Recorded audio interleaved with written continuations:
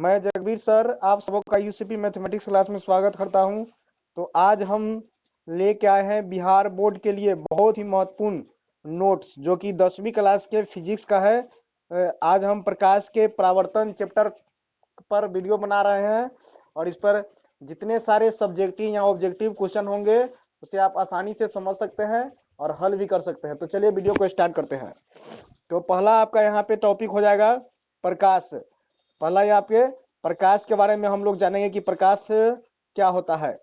तो यहाँ से प्रकाश के पॉइंट में जाने कि अपने आसपास में जो भी वस्तुएं हम लोग देखते हैं वो उन सभी वस्तुओं को हम प्रकाश के सहायता से ही देख पाते हैं।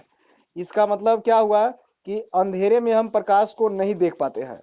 जब किसी वस्तु पे प्रकाश पड़ती है तो वह प्रकाश परावर्तित होकर हमारी आंखों तक जब पहुंचती है तो परावर्तित प्रकाश को ही हम लोग देख पाते हैं। जैसे यहाँ पे कोई ऑब्जेक्ट है और यहाँ से हम यहाँ पे प्रकाश यहाँ पे देंगे और यहाँ पे हम अगर हो तो यहाँ से ये वस्तु जब यहाँ से टकराने के बाद प्रकाश यहाँ पे आएगी, उसके बाद हम लोग उस वस्तु को देख पाते हैं। मतलब कि दुनिया में जितने सारी वस्तुओं को हम देखते हैं तो वह परावर्तित प्रकाश ही होता है। तो यहाँ से प्रकाश का डिफिनेशन हम लोग यहाँ पे देखेंगे कि प्रकाश क्या है। तो यहाँ पे आपको बताया गया कि प्रकाश वह कारक है जिसकी सहायता से हम किसी वस्तु को देखते हैं। प्रकाश की सहायता से ही हम सभी वस्तुओं को देख पाते हैं। अब यहाँ से जब हम वस्तुओं को देखते हैं तो वहां से प्रकाश की सहायता से देखते हैं। तो यहाँ सवाल उत्पन्न होता है कि यह प्रकाश आता कहाँ से है। तो जिन स्रोतों से प्रकाश की प्राप्ति होती है उसे हम लोग प्रकाश स्रोत कहेंगे। उसे क्या कहेंगे? प्रकाश स्रोत। ये प्रकाश स्रोत दो प्रकार के होंगे। पहला नंबर में हम कहें मानव निर्मित प्रकाश स्रोत और दूसरा प्राकृतिक प्रकाश स्रोत। मानव निर्मित मतलब मानवों द्वारा जो प्रकाश स्रोत उत्पन्न हुए, जैसे कि मोमबत्ती हो गया, लालटेन हो गया। मोमबत्ती, लालटेन, बल्ब ईटीसी मानवों ने बनाए। तो ऐसे प्रकाश स्रोत को हम कहेंगे मानव निर्मित प्रकाश स्रोत। और वैसे प्रकाश स्रोत जो प्रकृति द्वारा बने हुए हैं, जैसे सूर्य हो गया कि चंद्रमा, तारे इत्यादि, ये सभी आपको प्राकृतिक प्रकाश स्रोत है। ये प्रकृति द्वारा बने हुए हैं। प्रकाश को हम लोग जब वहां से प्राप्त करते हैं तो इसे हम लोग एक ऊर्जा के रूप में समझ सकते हैं। तो यहाँ पे कहा गया कि प्रकाश एक ऊर्जा का रूप होता है। प्रकाश एक ऊर्जा का रूप होता है जिसे हम लोग विभिन्न प्रकार से प्राप्त कर सकते हैं। जैसे लालटेन में उपस्थित रासायनिक ऊर्जा को हम लोग प्रकाश ऊर्जा में बदल देते हैं। ये आपके प्रकाश के ऊर्जा के रूप में एग्जाम्पल हो गए। और दूसरा नंबर हम यहाँ पे बताएंगे कि बिजली, बल्ब के टर्च में उपस्थित जो भी विद्युत ऊर्जा है उन सभी से प्रकाश ऊर्जा की प्राप्ति होती है। इसे हम लोग प्रकाश ऊर्जा में बदलते हैं। अर्थात प्रकाश एक ऊर्जा का रूप है जिसे विभिन्न स्रोतों से प्राप्त किया जा सकता है। यहाँ से आप पॉइंट्स यहाँ से कवर कर सकते हैं और भी पॉइंट यहाँ पे मिले हैं। प्रकाश क्या है? एक तरंग का रूप है जिसे विद्युत चुंबकीय के तरंग के रूप में प्रकाश संचरण करती है, जिसे अनुप्रस्थ तरंग भी कहा जाता है। इसका जो के तरंगदैर्घ्य का मात्रक हो जाए, यहाँ पे हो जाएगा 3900 एंगस्ट्रॉम से 7800 एंगस्ट्रॉम प्रकाश का तरंगदैर्घ्य हो जाएगा। प्रकाश एक विद्युत चुंबकीय के तरंग है के रूप में संचारित होती है। इसे अनुप्रस्थ के तरंग भी कहते हैं। प्रकाश के विद्युत प्रभाव तथा क्रॉम्पटन के सिद्धांत की व्याख्या आइंस्टीन के प्रतिपादित प्रकाश फोटोन के सिद्धांत द्वारा की जाती है। या 12वीं क्लास में जाएंगे तो इसके बारे में डिटेल से आपकी जानकारी मिलेगी। प्रकाश आगे पॉइंट है, प्रकाश जब छोटे छोटे बंडलों में मतलब एक साथ में अगर गमन करती है तो उसे हम लोग फोटोन सिद्धांत कहते हैं। प्रकाश में तरंग और जो कण की मौजूदगी होती है उसे प्रकाश के दोहरी प्रकृति कहा जाता है। मतलब इसमें कण और तरंग दोनों की मौजूदगी को दोहरी प्रकृति हम लोग कहेंगे। आगे आपका पॉइंट हो जाएगा प्रकाश के वेग की गणना सबसे पहले रोमर ने की थी। प्रकाश के वेग की गणना सबसे पहले रोमर ने की थी। यहाँ से कुछ और हमको इंपॉर्टेंट जानकारी यहाँ पे लेने हैं। जो वस्तुएं स्वयं प्रकाश से प्रकाशित होती है या अर्थात वे अपने प्रकाश जो उत्पन्न करती है, वैसी वस्तुओं को हम लोग कहेंगे प्रदीप्त वस्तुएं, प्रदीप्त या दीप्तिमान वस्तुएं कहते हैं। जैसे सूर्य हो गया, सूर्य अपने से प्रकाश उत्पन्न करती है, अपने प्रकाश से ही प्रकाशित होती है। बिजली हो गया या बल्ब हो गया, ये सभी क्या होगा, प्रदीप्त वस्तुएं या दीप्तिमान वस्तुएं। ये और जो वस्तुएं प्रकाश दूसरे के प्रकाश से प्रकाशित होती है या वे प्रकाश उत्सर्जित नहीं करती है, उसे अप्रदीप्त या अदीप्तिमान वस्तु कहते हैं। जैसे कुर्सी, टेबल, पुस्तक, पौधे इत्यादि, ये दूसरों के प्रकाश से प्रकाशित होती है। आगे हम लोग यहाँ पे जानेंगे, प्रदीप्त वस्तु से निकला हुआ प्रकाश जब अप्रदीप्त वस्तु से टकराकर हमारी आंखों तक पहुंचता है, तभी हम उस वस्तु को देख पाते हैं, अप्रदीप्त वस्तु को देख पाते हैं। अर्थात हम लोग परावर्तित प्रकाश के सहायता से ही अप्रदीप्त वस्तुओं को देख पाते हैं। जैसे चंद्रमा के पास अपना प्रकाश नहीं है, चंद्रमा के पास अपना प्रकाश नहीं है, सूर्य के परावर्तित प्रकाश से प्रकाशित होता है, सूर्य के परावर्तित प्रकाश से प्रकाशित होता है। आगे हम लोग सीखेंगे, प्रकाश जो है वो सरल रेखा में गमन करती है। प्रकाश सरल रेखा अर्थात सीधी रेखा में गमन करती है, ये प्रकाश के आपके गुण हो गए। प्रकाश सरल रेखा में चलने वाले प्रकाश को हम लोग कहेंगे प्रकाश के, इसमें किरण कहेंगे, प्रकाश की किरण। किरणों के जो समूह होंगे बहुत सारे, जब किरण एक साथ चलेंगे तो इसे हम लोग कहेंगे किरण पुंज, किरण पुंज कहेंगे। बहुत सारे किरण जब एक साथ चलते हैं तो उसे कहेंगे किरण पुंज, किरण पुंज कहते हैं। एक प्रकाश जब सीधी रेखा में चलेगी तो कहेंगे उसे हम लोग क्या, किरण, और किरणों के समूह को किरण पुंज कहेंगे। ये 3 प्रकार के किरण पुंज यहाँ पे बताए गए कि 3 प्रकार के किरण पुंज होते हैं। एक तो आपको यहाँ पे क्लियर हो जाएगा, अपसारी किरण पुंज। अपसारी मतलब होता है कि एक बिंदु से अलग अलग दिशाओं में निकलना, एक बिंदु से अलग अलग दिशाओं में निकलना। जैसे टॉर्च हो गया, टॉर्च से जब हम लोग किसी वस्तु को देखते हैं तो वहां प्रकाश एक जगह से अलग अलग निकलता है, तो ये हो जाएंगे अपसारी किरण पुंज। तो अपसारी किरण पुंज, जब प्रकाश एक स्रोत से विभिन्न दिशाओं में फैलती है तो उसे अपसारी किरण पुंज कहते हैं। अपसारी किरण पुंज का यहाँ पे आरेख हो गया, एक बिंदु से अलग अलग दिशाओं में प्रकाश निकल रही है, इसे अपसारी किरण पुंज कहेंगे। नेक्स्ट आपका हो जाएगा समानांतर किरण पुंज। समानांतर किरण पुंज, समानांतर किरण पुंज, समानांतर किरण पुंज, जब प्रकाश की किरणें एक दूसरे के समानांतर, जैसे देखिए प्रकाश की किरणें समान दूरी पे एक दूसरे के समानांतर निकल रही है, एक दूसरे के समानांतर निकलेगी तो इसे हम लोग कहेंगे समानांतर किरण पुंज, समानांतर किरण पुंज कहेंगे। नेक्स्ट आपका हो जाएगा अभिसारी किरण पुंज। अभिसारी किरण पुंज, अभिसारी किरण पुंज, जब प्रकाश की किरणें विभिन्न बिंदु से एक ही बिंदु पर मिलती है, ये आपका हो गया अपसारी का उल्टा। या अपसारी में क्या होता था कि एक बिंदु से प्रकाश अलग जा रही थी, और अभिसारी में एक ही बिंदु पर प्रकाश आ रही है, एक ही बिंदु पर प्रकाश आ रही है। तो भिन्न भिन्न बिंदुओं से प्रकाश जब एक ही बिंदु पे मिलती है तो उसे हम लोग कहेंगे अभिसारी किरण पुंज। ये अभिसारी किरण पुंज का आपके आरेख हो गए। नेक्स्ट आपका जो पॉइंट हो जाएगा, जिस वस्तु से प्रकाश आसानी से पार होती है, जिस वस्तु से प्रकाश आसानी से पार हो जाती है उस वस्तु को हम लोग कहेंगे पारदर्शी वस्तुएं। पारदर्शी वस्तुएं जो अपने आसपास बहुत प्रकार की वस्तुएं आपको देखने को मिलेंगी, जैसे कांच हो गया, शीशा, जल हो गया और हवा हो गया, ये सभी क्या हो गए आपके पारदर्शी वस्तुओं हो गए। इसी का उल्टा हम यहाँ पे सोचेंगे कि जिस वस्तु से प्रकाश आसानी से पार नहीं होती बल्कि कुछ भाग ही पार होता है, उसे अर्ध पारदर्शी या पारभासी वस्तु कहेंगे। कुछ भाग ही पास हो जाएगा, जैसे घिसा हुआ कांच, तेल लगा हुआ कागज, दूध, रक्त, धुआं इत्यादि, इन सबों से प्रकाश के कुछ भाग ही पास हो पाते हैं, कुछ प्रकाश यहाँ पे अवशोषित हो जाते हैं, इसीलिए हम लोग कहेंगे पारभासी या अर्ध पारदर्शी। लेकिन जिस वस्तु से प्रकाश पास नहीं होती है उसे हम लोग कहेंगे अपारदर्शी वस्तु। अपारदर्शी वस्तु इससे प्रकाश नहीं गुजरती है, जैसे लकड़ी हो गया, लोहा हो गया, अलकतरा हो गया, पेंट हो गया, पत्थर इत्यादि, ये सभी अपारदर्शी वस्तुएं हैं, अपारदर्शी वस्तुएं हैं। नेक्स्ट आपका पॉइंट यहाँ पे जानने हैं कि प्रकाश के विवर्तन के बारे में हम लोग जानते हैं।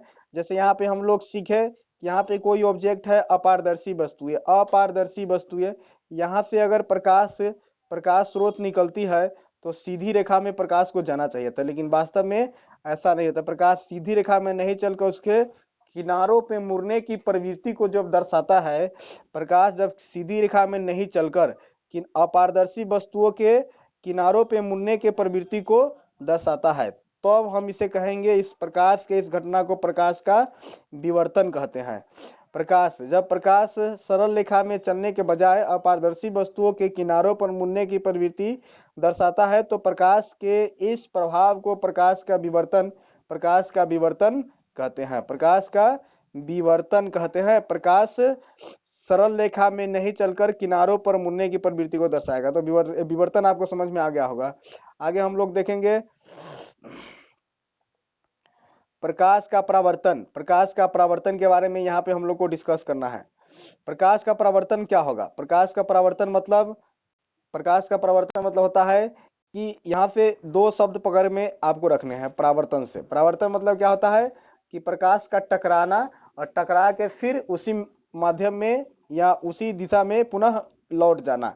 तो प्रकाश को किसी वस्तु के चिकने सतह से टकरा कर लौटने की घटना को प्रकाश का परावर्तन कहते हैं। प्रकाश का परावर्तन मतलब होता है किसी चिकने सतह से टकरा कर लौटने की घटना को ही प्रकाश का परावर्तन हम लोग कहेंगे। ये परावर्तन के दो नियम होते हैं। प्रकाश के परावर्तन के दो नियम, जिसे हम लोग यहाँ से आरेख द्वारा क्लियर करेंगे। प्रकाश के परावर्तन के दो कौन कौन से नियम हैं। ये आपका हो गया आपतन।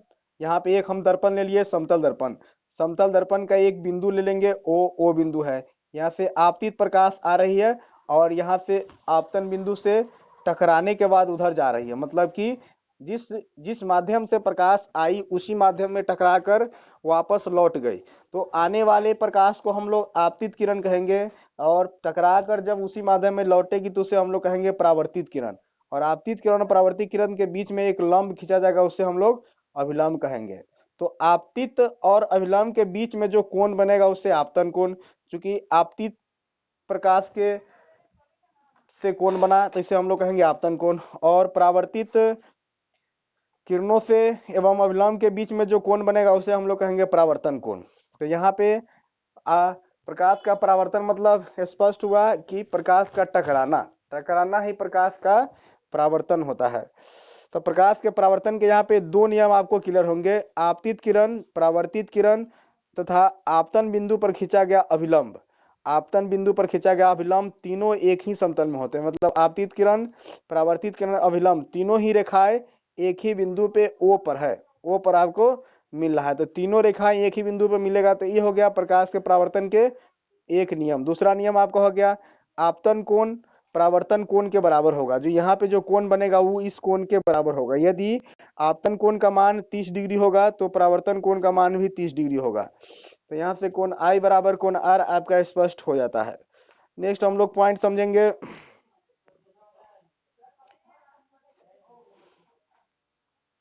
प्रतिबिंब के बारे में हम लोग डिस्कस करेंगे। प्रतिबिंब क्या होता है? प्रतिबिंब कहने का मतलब है जब कोई वस्तु या व्यक्ति का उसी के जैसा प्रतिबिंब, मतलब उसी के जैसा छाया अगर किसी बिंब में दर्पण में दिखाई देता है तो उसे हम लोग प्रतिबिंब कहेंगे।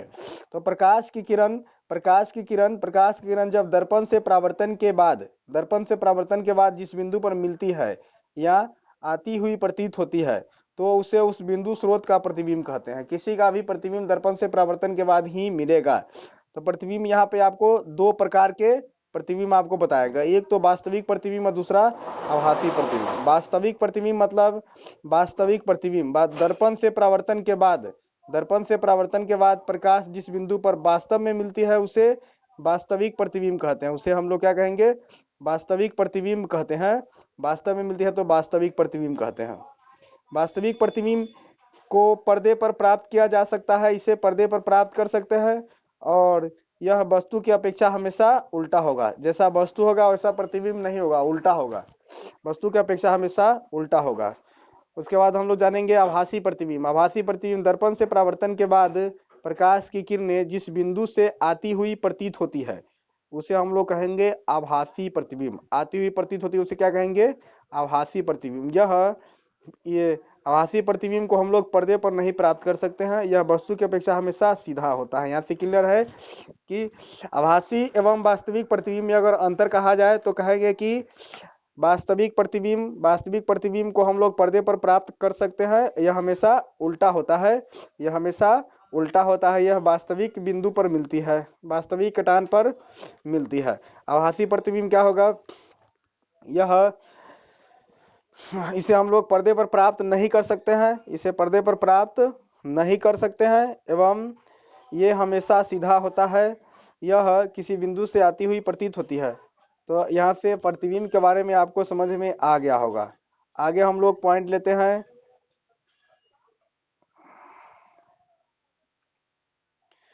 आगे हम लोग जानेंगे दर्पण। दर्पण में आपको सबसे पहले यहाँ पे हम लोग चर्चा करेंगे समतल दर्पण के बारे में। समतल दर्पण कहने का मतलब क्या है, जिसका परावर्तक सतह समतल हो, परावर्तक सतह समतल हो, ये ऊपर वाला भाग जो है परावर्तक सतह है, समतल हो, उसे ही हम लोग समतल दर्पण कहते हैं, ये समतल दर्पण कहते हैं। समतल दर्पण में यहाँ पे आरेख दिखाया गया है, एक अभिलंब तौर पे यहाँ पे दिखाया गया है कि यहाँ समतल दर्पण पर एक अभिलंब डाला गया है, जिसे आपतित प्रकाश लंबवत प्रकाश कहा जाएगा, नीचे की ओर आ रही है और दर्पण से परावर्तन के बाद पुनः उसी पथ में वापस लौट जाती है। तो यहाँ से मतलब समतल दर्पण पर लंबवत आने वाली प्रकाश की किरण परावर्तन के बाद उसी पथ में वापस चली जाती है, अर्थात यह 0 डिग्री का कोण बनाती है, 0 डिग्री का कोण बनाती है। अब यहाँ से हम लोग सीखेंगे कि समतल दर्पण में प्रतिबिंब कैसे बनते हैं और प्रतिबिंब का गुण क्या होगा। तो यहाँ से समतल दर्पण में अगर मान लिया जाए, यहाँ से एक और किरण आरेख हम यहाँ पे स्पष्ट करें कि एक किरण आरेख यहाँ से लेते हैं, तो परावर्तन के नियम के अनुसार ऐसे यहाँ से आरेख निकलेगा। तो यहाँ से देखा जाए कि यहाँ से जब लंबवत प्रकाश आएगी तो दर्पण पे आएगी, लेकिन माना जाएगा कि यह प्रकाश ऐसे सीधी रेखा में गई और यहाँ से ऐसे माना जाएगा कि प्रकाश ऐसे सीधी रेखा में गई। तो यहाँ पे दोनों प्रकाश किरणें यहाँ पे मिलती हुई प्रतीत होती है। तो यहाँ से स्पष्ट क्या हुआ कि दर्पण में प्रतिबिंब किधर बनेगा, तो सामने प्रतिबिंब बनेगा। तो यहाँ से कुछ स्थितियां आपको दिखाई देगा कि यहाँ पे कैसे कैसे प्रतिबिंब बनेंगे। तो यहाँ से समतल दर्पण में प्रतिबिंब के बारे में 1 नंबर में आपको समझाया गया कि प्रतिबिंब दर्पण के पीछे बनता है, तो पीछे बनेगा प्रतिबिंब दर्पण के। पहला नंबर, इसमें वस्तु के बराबर प्रतिबिंब बनता है, तो जितना बड़ा इसमें वस्तु होगा उतना ही इसमें प्रतिबिंब बनता है। और दूसरा आपका तीसरा नंबर में हो जाएगा, प्रतिबिंब हमेशा सीधा बनेगा तथा पार्श्विक रूप से ही उल्टा होता है। समतल दर्पण में हमेशा सीधा प्रतिबिंब बनता है, प्रतिबिंब आभासी होता है। पहले भी आपको बता दिया गया था कि जब आभासी प्रतिबिंब बनेगा तो वह हमेशा सीधा होगा। अगर दर्पण की ओर कोई व्यक्ति भी चाल से आती है तो प्रतिबिंब दुगनी चाल से प्रतीत होगी। मान लीजिए कि आप 10 किलोमीटर प्रति घंटा के स्पीड से, यहाँ 10 मीटर प्रति सेकंड के स्पीड से दर्पण की ओर आती है, तो आपको ऐसा प्रतीत होगा कि हमारे तरफ में प्रतिबिंब दुगनी चाल अर्थात 20 मीटर प्रति सेकंड की स्पीड से आ रही है। उसके बाद आपती किरण को अगर नियत करते हुए दर्पण को हम थीटा कोण से घुमा देंगे तो परावर्तित किरण 2 थीटा से घूम जाती है। मान लेते हैं यहाँ पे फिक्स करके घुमा दिया जाए तो परावर्तित किरण 2 थीटा से घूम जाती है।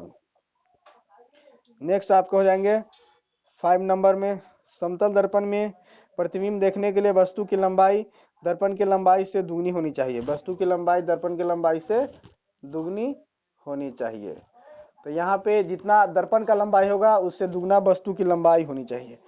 नेक्स्ट आपको हम लोग पॉइंट यहाँ पे शुरू करेंगे। अब गोलीय दर्पण, समतल दर्पण, गोलीय दर्पण कहने का मतलब क्या है, जिसका परावर्तक सतह खोखले गोले का एक भाग हो उसे गोलीय दर्पण कहते हैं। इसे कांच के टुकड़े को रचित कर बनाया जाता है। ये आपका गोलीय दर्पण हो गया, एक गोला हो गया गोलीय दर्पण। परावर्तक सतह इसका ये एक साइड से रचित किया गया है बाहर से, इसका अंदर वाला सतह परावर्तक सतह है। तो जिसका परावर्तक सतह धसा होगा उसे हम लोग गोलीय दर्पण से अवतल दर्पण प्राप्त करेंगे, और जिसका परावर्तक सतह उभरा होगा उसे हम लोग कहेंगे उत्तल दर्पण। तो यहाँ से क्या होगा कि दर्पण के बीचों बीच एक रेखा खींची गई जिसे हम लोग पीसी रेखा यहाँ पे दिए। तो पी जो बिंदु होगा वह दोनों दर्पण के लिए अवतल या उत्तल के लिए ध्रुव, और उसके बीच में जो बिंदु होंगे, जो सेंटर होंगे गोलीय दर्पण का केंद्र, उसे वक्ता केंद्र कहेंगे। वक्ता केंद्र से सी से सूचित किया जाएगा। अब पीसी जो दूरी होगा इसको बोलेंगे त्रिज्या, जो आर से सूचित किया जाएगा। वक्ता की त्रिज्या, पीसी को हम लोग प्रधान अक्ष कहेंगे, जो रेखा खींचा गया वो प्रधान अक्ष है, और पी दर्पण का ध्रुव है। तो यहाँ से आपको समझ में आ गया होगा ये गोलीय दर्पण क्या होगा। गोलीय दर्पण से ही दो दर्पण बने, अवतल दर्पण एवं उत्तल दर्पण।